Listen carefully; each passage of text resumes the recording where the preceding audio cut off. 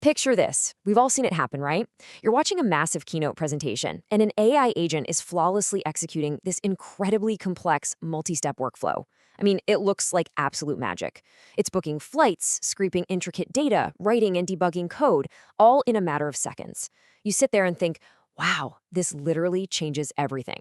But then you take that exact same model, you try to deploy it in your actual, messy, everyday enterprise environment, and it completely melts down on step two. So what's going on here? Why do AI agents look so impossibly impressive in demonstrations, but then fail so unpredictably in actual deployment? Well, that is exactly what we're breaking down in today's explainer. Here is our roadmap for today. First, the demo versus deployment gap. Second, the anatomy of agent failures. Third, trajectory versus knowledge. Fourth, enter structural induction. And finally, engineering stability with EP. Let's dive right in. Section 1, the demo versus deployment gap. The illusion of the successful demo. So a demo and a deployed product basically exist in completely different realities. A successful demo on a stage really only proves one single thing. It proves that at least one successful trajectory actually exists. Think of a demo like driving a perfectly tuned race car on a swept track with zero traffic. You succeed once, and it looks brilliant. But a deployed enterprise product, that's more like driving a city bus through downtown rush hour. It requires predictable execution. You have to hit that working trajectory reliably, over and over again, no matter how much noise, how many detours, or how much massive variation the real world throws your way. The ultimate gap between a flashy demo and a real product isn't peak intelligence, it's predictable execution. Moving on to Section 2, Anatomy of Agent Failures, when the execution path breaks. Okay, so a demo agent succeeds once, but in the real world, it splinters into these chaotic failure paths. Let's look at exactly what happens when that execution path just completely breaks down. First, we see agents suffer from path drift. They just wander away from the initial prompt and start trying to solve a problem you never even asked them to solve. Or they get stuck in repeated loops. Imagine an AI getting stuck in an infinite loop trying to book a flight just because a single API comma was missing, repeating the same doomed action over and over. Then there's wrong tool selection. Or incorrect state updates, where the model essentially gets a bizarre case of amnesia and forgets the action it literally just completed a second ago. We see a total loss of the main objective. And because of all this chaos, you get premature token exhaustion. The agent burns through its entire memory context just going in circles, and then it just gives up entirely before finishing the task. And you might be wondering, why did these specific failures happen so easily outside the lab? Simply put, the real world is incredibly messy. Enterprise reality is just full of friction. An API times out for half a second. Maybe one department formats a date with dashes instead of slashes, or a user gives instructions that have just a tiny bit of ambiguity. In a demo, that never happens. In real life, it happens literally every second. Current foundation agents are shockingly fragile when they hit this everyday friction. The pristine conditions vanish, and the model completely derails. Which brings us to Section 3, Trajectory versus Knowledge, redefining the bottleneck. So this is a really critical pivot in how we need to understand AI. When an agent spends 10 minutes in an infinite loop or uses a calculator tool to try and send an email, is it because the underlying foundation model just isn't smart enough? Does it actually lack the raw IQ or the knowledge to do the task? The answer is no, almost never. It's not a knowledge failure, it's a trajectory failure.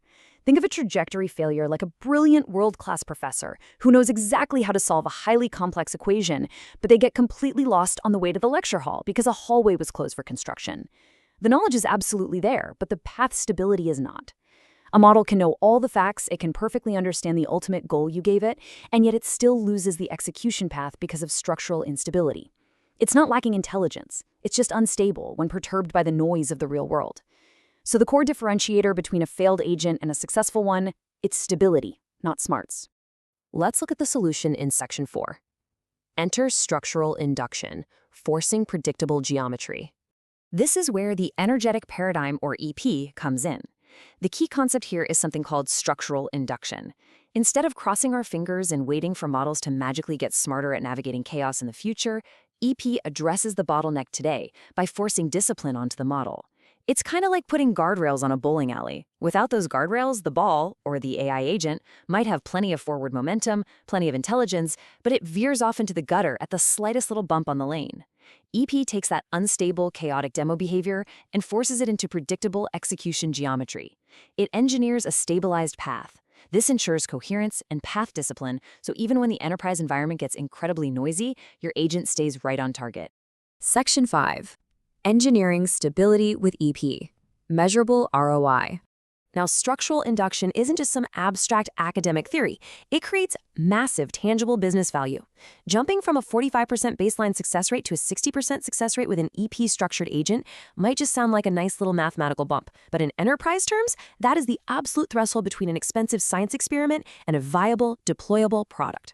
By stabilizing the path, you drastically reduce loop frequency. And because the agent isn't going in endless circles, token usage drops significantly. We're talking 8,000 down to 6,000 tokens. That means your operational costs plummet. And most importantly, you drastically reduce the need for humans to constantly babysit the system. This whole concept really highlights a massive divide in how the industry approaches AI development today. A huge chunk of the tech world is totally obsessed with capability emergence, just throwing massive amounts of compute at bigger and bigger models, waiting for them to magically improve their peak performance. It's essentially a waiting game. But commercial deployment, that relies heavily on stability emergence. Stability emergence is active engineering that unlocks value right now. The difference between a flashy demo and an actual product isn't whether the model can succeed once at its absolute peak capability. It's whether it succeeds predictably when the messy real world throws friction at it. Now, to be perfectly objective here, structural induction and EP are not magic bullets for every single frontier-scale AI problem out there. We definitely don't want to overstate the current scope. However, what EP does do, conceptually, demonstrably, and experimentally, is achieve this specific structural mechanism. It actively engineers the stability required to stop those trajectory failures at the exact levels we've just talked about. So right now, a massive segment of the industry is just sitting around waiting. They keep making models larger and larger, crossing their fingers that execution stability will just magically appear alongside raw intelligence. But EP already engineers the structural conditions that make reliable execution achievable, stable, and testable today. So the fundamental question you have to ask yourself is this: are you going to keep waiting around for an intelligence miracle, or are you going to engineer the stability your agents need right now? And that wraps up our explainer. Thanks for joining us.